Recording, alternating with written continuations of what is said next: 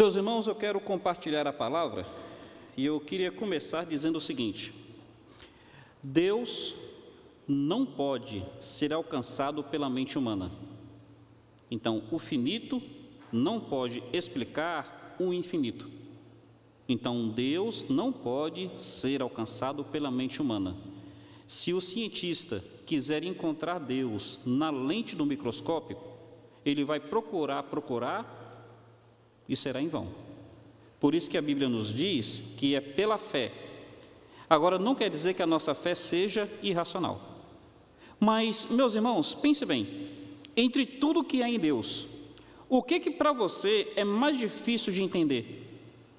Eu tenho algumas dificuldades intelectuais, eu tenho algumas limitações. Tem algumas coisas em Deus, sabe, na Bíblia, que eu não consigo alcançar. Por exemplo, o seu poder. Haja luz e houve luz.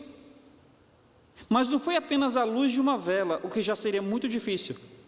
Foi a luz cósmica. Meus irmãos, eu não consigo alcançar isso. Então, não consigo alcançar o poder de Deus.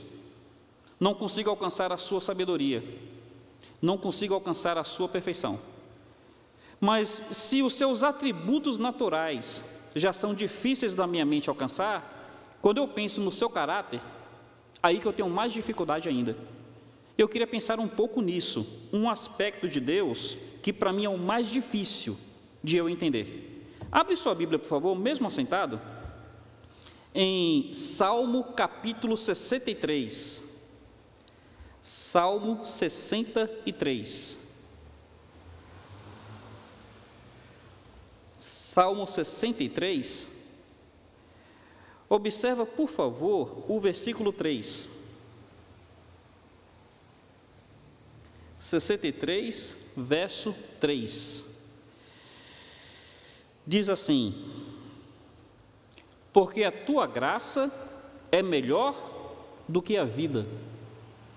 Tem tradução que fala a tua benignidade, tem tradução que fala o teu amor. Então, vamos ver aqui? Tem alguma tradução que fala aí o teu amor? Tem, né? Aristênio, algumas outras aqui. Tem tradução que fala a tua benignidade? Aí, várias também. Tem tradução que fala a tua graça? Então, são termos correlatos. O amor de Deus é incompreensível. A Bíblia diz lá em Efésios capítulo 3 que Paulo orava para que as pessoas pudessem, sabe, entender a largura, o comprimento, a altura e a profundidade do amor de Deus. Então, seu amor, a sua graça, a sua benignidade, meus irmãos, tudo em Deus a minha mente não alcança. Mas eu creio que quando eu penso nesses aspectos do seu caráter, é onde eu mais tenho dificuldade de entender a graça do Senhor. E eu fico imaginando, eu gostei de uma frase que diz assim: a graça de Deus é algo que quando alguém entende, é porque não foi bem explicado. Paradoxo, né? A graça de Deus é algo que quando alguém diz que entendeu, é porque não foi bem explicado para ela. Meus irmãos, a graça do Senhor é tamanha que, vamos pensar aqui em algumas coisas? Paulo, a Bíblia fala que Paulo, ele esbofeteava as pessoas que diziam o nome de Jesus. Ele castigava, ele prendia, ele torturava, ele expulsava, ele matava. E quer saber algo interessante? Esse que era o grande perseguidor, depois se tornou o grande pregador. E sabe o que ele pregava? A graça do nosso Senhor. Na minha ótica, Paulo, ele não deveria ser salvo, porque ele perseguia os cristãos que professavam o nome de Cristo. Mas a graça do Senhor vai de encontro à nossa ótica. Aqueles dois homens na cruz, um deles creu, e porque creu, nós dizemos que foi o bom ladrão. Nós cometemos dois erros. Primeiro, é que a Bíblia não fala que ele era ladrão, fala que ele era salteador. E segundo, é porque não existe bom ladrão. Se é bom, não é ladrão, e se é ladrão, não é bom. Por que nós dizemos assim? Porque dos crimes, roubo é um dos que se tornam menos graves. Então, pelo menos ele não era assassino. Aí a gente quer dar a entender isso, ainda que inconscientemente. E na nossa cabeça, esse que creu, ele deveria ser melhor do que aquele que não creu. Mas talvez esse que creu era um criminoso muito pior do que aquele que não creu. E isso daí é que é a graça de Deus. Talvez ele era muito pior. Talvez fosse o chefe da gangue. E esse daí foi salvo. É a graça. E eu queria pensar com os irmãos aqui alguns aspectos paradoxos dessa graça. Observe o que diz aí. A graça é melhor do que a vida. Meus irmãos, o salmista está dizendo que o que nós precisamos em si não é de vida, é de graça. Porque viver sem a graça não vale a pena. Vamos imaginar? Pessoas que são ricas, bilhardárias, elas têm recursos, mas algumas delas estão enfermas. Então elas podem comer o bom e do melhor, mas elas não sentem paladar para comer do bom e do melhor. Percebe que o seu recurso não lhe vale de nada? Então o mais importante não é a vida, é a vida debaixo da graça. E eu queria pensar alguns aspectos paradoxos dessa graça.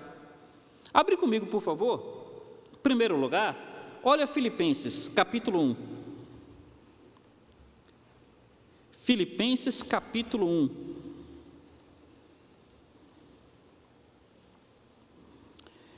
Filipenses, capítulo 1.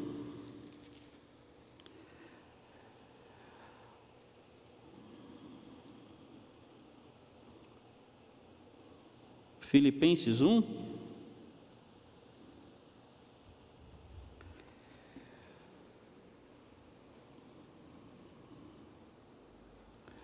Observe, por favor, meus irmãos, realmente a falta de óculos está me fazendo mal. Mais embaixo, o verso 29. Porque a vós vos foi concedido a graça de não somente crer em Cristo, mas também padecer por Cristo. Olha um aspecto da graça que é paradoxo. Está dizendo que aos filipenses, mais do que aos filipenses, aos cristãos, foi dado a graça de não somente crer em Cristo, mas também de sofrer por Cristo. Por que é paradoxo? Porque a gente acha que se tem sofrimento não existe graça, e se tiver graça não vai ter sofrimento. Só que a Bíblia está dizendo que em relação a Cristo, até sofrer é uma expressão da sua graça. Vamos lembrar quem está falando isso? É o apóstolo Paulo. E para quem que ele está falando? Para os filipenses. Se lembra como é que foi a igreja de Filipos ao surgir? Atos 16.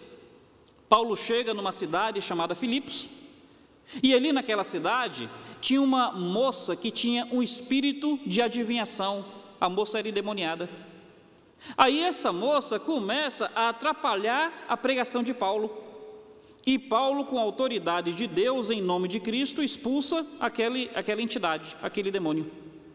Os donos daquela moça, eles veem que perderam a fonte de lucro. E eles mandam prender Paulo. Filipos. Aí, lá em Filipos, o que acontece? Paulo ele é chicoteado. Como é que era o chicote naquela época? Era um chicote com 3 fios. Então, cada chicotada eram 3 fios nas costas. Aí Paulo, depois de ter sido chicoteado, suas costas em carne viva, ele é preso no tronco. Como é que era o tronco? Prendia os pés da pessoa e a pessoa tinha que deitar de barriga para cima. Então veja, ele está com as costas em carne viva e ele tem que deitar sobre as suas costas. E ele estava num cárcere, um lugar fétido, um lugar fechado. Ali mesmo as pessoas faziam suas necessidades, porque não tinha direitos humanos naquela época, não tinha dignidade. Então ele estava deitado sobre as suas costas, no chão frio, num lugar fétido. Talvez aquele chão não tivesse nenhuma higiene. Talvez ele tivesse deitado sobre a sua urina, ou a urina de outros dos presos. Eu estou falando urina para amenizar um pouco mais o nosso pensamento. E Paulo, naquela situação, injustiçado, sabe o que Paulo fazia à meia-noite? Ele louvava a Deus, ele cantava ao Senhor. Percebe que foi em Filipos que aconteceu isso? E agora ele chega àqueles filipenses e está dizendo o seguinte: olha, a nós nos foi dado não apenas a graça de crer, mas também a graça de padecer. Meu irmão, percebe o paradoxo? A grande questão não é se eu estou numa situação confortável, não é se eu estou numa situação difícil, é se eu estou debaixo da graça. Porque se eu estiver com a graça do Senhor, até sofrer por Cristo, eu posso sofrer com alegria, eu posso sofrer louvando o Senhor. Quer saber uma coisa interessante? A carta de Filipenses é uma das cartas que Paulo escreve no seu momento mais difícil. No capítulo 1 é quando ele fala que o viver é Cristo e o morrer é lucro. É onde ele fala que para ele partir e estar com Cristo é incomparavelmente melhor. E sabe por que ele fala isso? Porque ele estava preso. Quando ele escreve essa carta, ele estava preso. É uma das epístolas da prisão. E ele preso, ele estava com o risco de ter o decreto de morte sobre ele. Então ele, com esse risco de ter o decreto de morte, é que ele vai dizer para aquelas pessoas: olha, para mim o viver é Cristo e o morrer é lucro. Ele fala: olha, se for o caso de morrer, eu quero que vocês saibam que para mim partir é estar com Cristo, e isso é incomparavelmente melhor. Meu irmão, o que leva alguém a dizer isso? Graça. Graça. E nessa ótica, nessa dinâmica, ele vai dizer que um amigo dele muito precioso quase que morre. Então ele está preso, tem um risco de ser morto, uma pessoa querida está passando à beira da morte. Ele escreve essa carta para agradecer à igreja que ele recebe uma oferta da igreja, porque ele preso, ele estava passando por privação financeira, onde ele vai dizer que tudo pode naquele que o fortalece. Ele vai dizer que pode passar por momentos fáceis e por momentos difíceis. E sabe qual é o nome dessa carta? A carta da alegria. Aqui ele vai dizer: regozijai-vos no Senhor. Outra vez digo, regozijai-vos. Meus irmãos, ele vai escrever a carta da alegria no momento mais difícil da vida dele, ou num dos momentos mais difíceis da vida dele. Preso, risco de morte, um amigo querido quase partindo, ele numa situação de privação financeira. É nesse momento que ele escreve a sua carta, chamada Carta da Alegria. E sabe o que ele quer dizer nessa carta? Que a nós nos foi dada a graça de não apenas crer, verso 29, mas também a graça de padecer, de sofrer.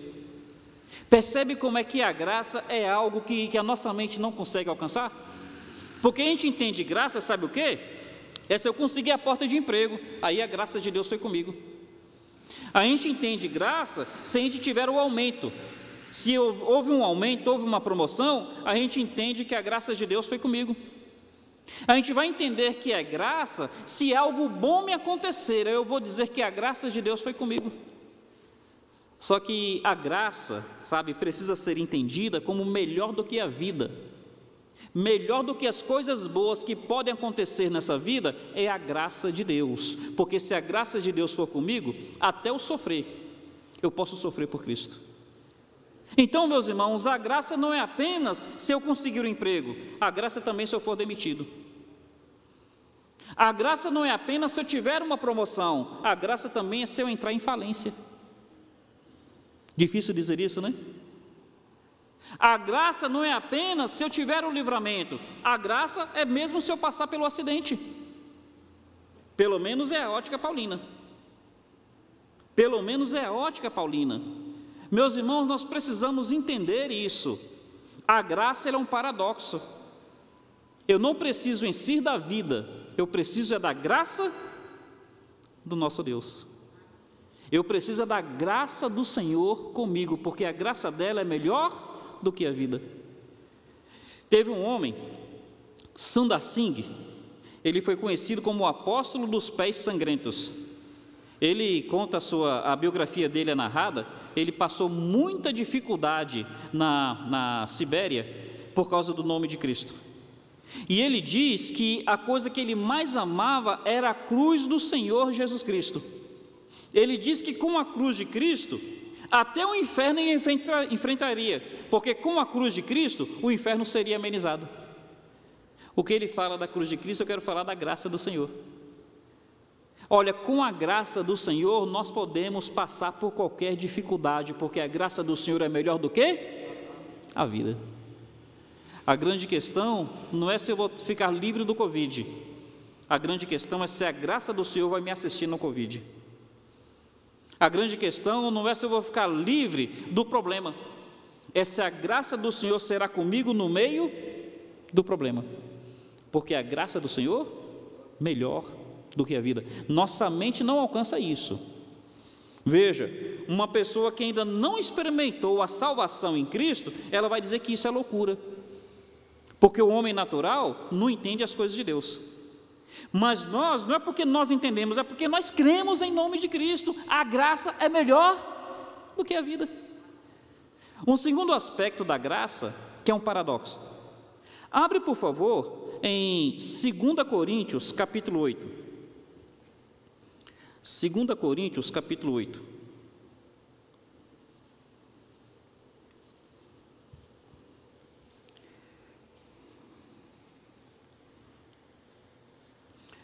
Olha o versículo 1, 2 Coríntios, capítulo 8, versículo 1. Diz assim: também, irmãos, vos fazemos conhecer a graça de Deus, dada às igrejas da Macedônia. Então, teve uma expressão da graça de Deus que foi dada às igrejas da Macedônia. Vamos ver qual graça foi essa? Verso 2. Como em muita prova de tribulação. As igrejas da Macedônia estavam em tribulação. Houve abundância da sua alegria. E como a sua profunda, como é que está aí? Pobreza. Era uma igreja cheia de tribulação, cheia de pobreza. Como em sua muita pobreza, superabundou em riqueza da sua generosidade. Vamos entender. Verso 3. Porque segundo o seu poder, o que eu mesmo testifico, e ainda acima do seu poder, deram voluntariamente, pedindo com muitos rogos a graça e a comunicação desse serviço que se fazia para com os santos. Vamos entender? Lá em Jerusalém, lá na Judéia, os judeus, os cristãos judeus, estavam passando por dificuldade financeira. Aí Paulo, ele sai arrecadando ofertas entre as igrejas gentílicas. E ele buscou a oferta dos coríntios, buscou a oferta de outras regiões. Mas quando chegou na Macedônia, tinha um problema na Macedônia. A Macedônia estava passando por uma dificuldade financeira muito grande, estava passando por crise. Então, toda a região da Macedônia passava por crise. Lembra aí que a gente está falando sobre quebra econômica? Só para vocês entenderem como é que era a crise da Macedônia. Todas aquelas regiões tinham que pagar imposto a Roma. Você lembra como é que Roma era com imposto? Eles colocavam os publicanos entre os judeus, para os publicanos tirarem imposto dos judeus para darem para Roma. Todas aquelas regiões tinham que pagar imposto para Roma. A Macedônia era tão pobre que o Império Romano liberou a Macedônia de pagar imposto. Meus irmãos, quando o governo libera alguém de pagar imposto, é porque esse alguém está numa privação muito grande. O Império Romano, aquele império que extorquia, aquele império que explorava os povos, quando olhou para a Macedônia, falou assim: olha, vocês não têm condições de pagar imposto, então vocês a gente está liberando. Aí Paulo chegou àquelas igrejas da Macedônia, e aquelas igrejas, vejam gente, o que diz aqui, versículo 4, pedindo-nos com muitos rogos. Aquela igreja estava suplicando: olha, nós queremos participar financeiramente desta obra. Sabe que graça é essa? É a graça de abençoar mesmo na pobreza. Percebe que é isso que Paulo está dizendo? O versículo 1 diz assim, olha, a graça que Deus deu a essas igrejas. Se você observou bem, o versículo 2 fala assim, na sua profunda pobreza. Eles insistiam em poder ajudar financeiramente as igrejas da Judeia. Meus irmãos, percebe que a graça é um paradoxo? Essas igrejas aqui estavam na situação de receberem ajuda, mas elas, pela graça do Senhor, estavam se sacrificando, era para ajudar. É graça. A mente humana alcança? A mente humana alcança isso? Não alcança. Vamos pensar um pouco na Bíblia? Aquela multidão que tinha, aquela situação que tinha uma multidão no deserto. Os discípulos falam, Senhor, despede essa multidão, porque senão elas vai desfalecer no caminho. Aí Jesus fala assim, olha, dá vocês a ela de comer. Aí eles falam, a gente não tem nada. E aparece um menino. E o menino, o texto fala que ele tinha 5 peixinhos. O texto faz questão de dizer que eram peixinhos. Então aquilo que a gente chamaria de piaba. E o texto faz questão de dizer que além de 5 peixinhos, ele tinha 2 pães de cevada. O texto faz questão de dizer que era cevada, que não era trigo. O menino era pobre. Era um menino pobrezinho, que só tinha aquelas piabinhas, aqueles 5 peixinhos, aqueles 2 pães de cevada. E é desse menino, sem recursos, ele dispõe nas mãos de Jesus, e Jesus faz aquela maravilha da multiplicação. A mente da gente alcança? O que a gente diria? Menino, não, guarda para você. Se lembra aquela outra situação da viúva pobre? Que Elias chega na viúva e fala assim, olha, traz uma coisa para eu comer. A viúva fala, olha, eu só tenho um pouquinho de azeite, um pouquinho de farinha, vou fazer um pouquinho para mim, para meu filho, e depois a gente vai morrer. Aí Elias fala, não, primeiro traz para mim, porque Deus está dizendo que vai suprir. E aquela viúva teve a graça de contribuir daquilo que estava lhe faltando, não do que estava sobrando. Meus irmãos, na cabeça do homem, a pessoa só ajuda quando tem sobrando. Na cabeça do homem é assim, só ajuda quando tem sobrando. Ou na cabeça de alguns homens, de algumas pessoas, só ajuda quando aquilo não tem mais importância para ela. Aquele calçado que ficou apertado, já que não tem mais importância para ela, então ela dá o calçado. Não é assim na cabeça do homem egoísta? Mas a Bíblia está dizendo que pela graça do Senhor, mesmo no meio daquilo que nos falta, nós podemos abençoar aqueles que estão à nossa volta. A graça de contribuir, a graça de ofertar, a graça de cooperar com a obra de Deus, a graça de cooperar com o povo de Deus. Continua lendo aí, verso 5. E não somente fizeram como nós esperávamos, mas também a si mesmos se deram primeiramente ao Senhor e depois a nós pela vontade de Deus. De maneira que exortamos a Tito que assim como tinham começado, assim também acabe essa graça entre vós. Percebe que a expressão é graça, a graça de contribuir, a graça de ajudar? E meus irmãos, só para a gente perceber, versículo 9, porque já sabeis a graça de nosso Senhor Jesus Cristo, que sendo rico, por amor de vós, se fez pobre, para que pela sua pobreza enriquecesseis. Então eles estão dizendo, olha, isso daqui é algo que só em Cristo, porque assim como Cristo, ele se fez pobre para abençoar a outros, esses daqui, olha, não tem nada, e estão se empobrecendo ainda mais, para poder abençoar a outros. A mente do homem alcança? Não alcança. É realmente algo que foge à nossa compreensão, é algo que a gente se apropria pela fé. E meus irmãos, observe bem como é que era com eles. Observe aqui o versículo 3. Porque segundo o seu poder, o que eu mesmo testifico, e ainda acima do seu poder. Percebe? Não é só aquilo que eles podiam, eles foram além daquilo que podiam. Como é que a gente quer a graça? A gente não quer a graça de padecer, a gente quer a graça de passear. A gente não quer a graça de sofrer, a gente quer a graça de fazer um cruzeiro. A gente não quer a graça de ofertar, a gente quer a graça de receber. A gente não quer a graça de abrir mão da vida, a gente quer a graça de viver a vida. Mas, meus irmãos, a graça do Senhor, ela vai além daquilo que a gente imagina. A graça é melhor do que a vida. Eu quero trazer um último aspecto para a gente caminhar para o final. A gente está em 2 Coríntios, a gente não pode encerrar esse assunto sem ir para o capítulo 12. Observe o terceiro aspecto da graça, capítulo 12.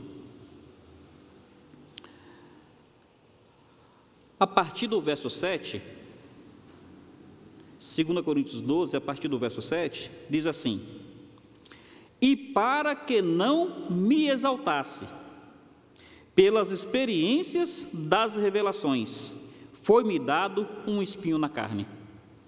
Então veja bem, qual é o contexto? Paulo, ele parece que ele estava a ponto de ficar orgulhoso, a ponto de ficar soberbo, a ponto de ficar arrogante. Ele está dizendo: para que eu não me orgulhasse, para que eu não me achasse melhor do que os outros. Para que isso não acontecesse, foi-me dado um espinho na carne. Meus irmãos, essa expressão espinho, tanto no grego quanto na região, não é o nosso conceito de espinho. Porque quando a gente pensa em espinho, a gente pensa geralmente em rosa, aqueles espinhos pequenos. Esse daqui seria aquilo que a gente chamaria de quiabento. Então, espinho grande. Então, o conceito de espinho aqui é algo que é realmente doloroso, insuportável. Então, para ele não se ensoberbecer, foi dado um espinho bem doloroso. Ele vai dizer que é como se fosse um mensageiro do diabo. E o que esse mensageiro fazia com ele? O esbofeteava. Para o esbofetear. Então, para que ele não se exaltasse, observe que o finalzinho fala aí: esbofetear a fim de não me exaltar. Para que ele não ficasse soberbo, arrogante, para que ele não ficasse assim autossuficiente, ele precisou ser humilhado. Veja, tem a graça de sofrer, tem a graça de contribuir mesmo na pobreza. Aqui é a graça da humilhação. A gente gosta da graça da promoção, mas aqui é a graça da humilhação. E olha o que vai acontecer, versículo 8: acerca do qual 3 vezes orei ao Senhor para que se desviasse de mim. Quem é que gosta de ser humilhado? Quem é que gosta de ter um espinho, quiabento mesmo, além de ser um espinho grande, a ponta quebra e inflama? Quem é que gosta de passar por isso? Paulo não gostava. E ele começa a dizer: Deus, tira o espinho. Quem é que gosta de se sentir esbofeteado? Deus, tira essa situação que está me humilhando, que está me afrontando, que está fazendo eu me sentir um nada. 3 vezes ele orou. Aí olha o verso 9: e disse-me: a minha graça te basta, porque o meu poder se aperfeiçoa na fraqueza. De boa vontade, pois, me gloriarei nas minhas fraquezas, para que em mim se aperfeiçoe o poder de Cristo. Paulo termina dizendo: olha, esse espinho aqui é doloroso, esse espinho aqui realmente é insuportável, mas quer saber de uma coisa? Quando eu vejo o resultado disso na graça de Deus, eu começo a me gloriar com o espinho, porque aí eu vou percebendo que o que eu preciso não é ficar sem o espinho, o que eu preciso é da graça de Deus. Sem o espinho eu ficaria soberbo, eu fugiria da graça. Mas com o espinho, agora eu estou humilhado, e humilhado, sabe o que eu desfruto? Da graça. Meus irmãos, como é que tem sido as nossas experiências do dia a dia? Nós temos olhado para a vida com olhos muito humanos. E com os nossos olhos humanos, nós achamos que nós precisamos mesmo, é o que o mundo acha que faz os outros felizes. Nós precisamos de dinheiro, nós precisamos de estabilidade financeira, nós precisamos de conforto material, nós precisamos de saúde, nós precisamos dessas coisas que o mundo acha que preenche o vazio. E olha, não é que essas coisas nós não queiramos. Claro que eu quero uma estabilidade, é claro que eu quero deixar o amanhã melhor para os meus filhos. Mas pela fé, pela compreensão da palavra, pelo caminhar com Deus Altíssimo, nós, em nome do Senhor, podemos apregoar a esse mundo sem Deus. O que nós precisamos realmente é da graça do Senhor. A graça do Senhor é melhor do que a vida. E pela graça do Senhor eu posso sofrer. A graça do Senhor me capacita a isso. Assim como Paulo, chicoteado, injustiçado, à meia-noite louvava ao Senhor, meus irmãos, eu tenho visto pessoas louvando a Deus no meio das suas enfermidades, louvando a Deus no meio das suas lutas, louvando a Deus no meio das suas angústias. E o nome disso não é força emocional, o nome disso não é suporte psicológico, o nome disso não é autoajuda, o nome disso é ajuda do alto. A graça do Senhor é melhor do que a vida. Meus irmãos, eu vejo pessoas que são simples nos seus recursos, são simples nas suas condições, mas mesmo na sua simplicidade, são pessoas que amam o Senhor, que amam a obra, que amam o povo do Senhor, e na sua falta de recursos, elas se comprometem, elas abençoam tantos. Eu queria um dia, não é que a gente expõe, mas filmar essa secretaria aqui, final e início de mês, aqueles irmãos idosos, aqueles irmãos simples, eles vão ali, passam no banco, pegam ali assim o seu benefício, a sua aposentadoria, passam aqui na igreja e com aquele jeito simples. Alguns não sabem nem escrever, eles falam assim para a secretária: tira aqui o de Deus e o dos missionários. É graça, é graça. Eu sei que no mundo tem muita exploração com o nome de Deus, mas os irmãos conhecem nossa realidade, a gente tem muito temor com isso. A gente honra a graça que Deus concede ao coração dessas pessoas. E meus irmãos, no meio das angústias, no meio das lutas, pessoas desfrutando uma graça a ponto de suportar os espinhos, sejam eles dolorosos o quanto forem, porque são pessoas que podem dizer com autoridade: a tua graça me basta. E meus irmãos, pela fé, digamos isso em nossos corações: a graça do Senhor é melhor do que a vida. Eu não sei explicar, mas eu não preciso explicar, eu só preciso crer, e nisso a graça do Senhor me capacita. Em nome de Jesus, que essa graça seja abundante no coração do seu povo, que Ele nos abençoe. Pai amado, muito obrigado pelo tempo que o Senhor nos concedeu aqui, ó Pai. Suplico ao Senhor para que o Senhor em bondade esteja abençoando cada um dos nossos irmãos, ministrando o teu cuidado sobre eles, seja com o teu povo aqui presente, seja com o teu povo espalhado pela face da terra. A tua graça é melhor do que a vida, nos ajuda a viver desfrutando dessa graça maravilhosa. Em nome de Jesus nós te pedimos. Amém, Senhor. Amém. Um carinhoso abraço aos nossos internautas, um carinhoso abraço aos nossos irmãos. Coração silenciosa, estamos encerrados.